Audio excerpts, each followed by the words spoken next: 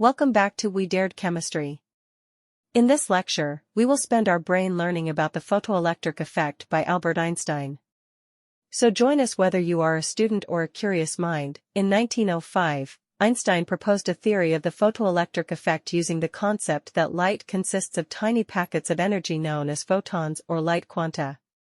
His paper, titled A Heuristic Point of View of the Production and Transformation of Light, introduced the principle that light had the properties of both waves and particles. What is photoelectric effect? The phenomena of the ejection of electrons from the surface of the metal. When it is exposed to electromagnetic radiation of a certain frequency. With increase in intensity of electromagnetic radiation of a certain frequency, number of photoelectrons will also increase. Photoelectric effect.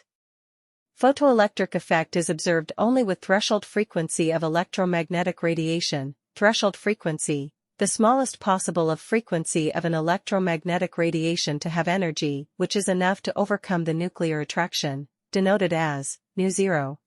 Case 1. If frequency threshold frequency. Photoelectron effect will not occur. Case 2. If frequency threshold frequency. Photoelectron effect will occur.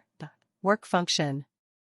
The minimum amount of energy needed to make an electron just free from the nuclear pull of the nucleus of an atom, with increased frequency of electromagnetic radiation after threshold frequency. Kinetic energy of ejected photoelectron increases. How to calculate the kinetic energy? Energy equals threshold frequency plus kinetic energy.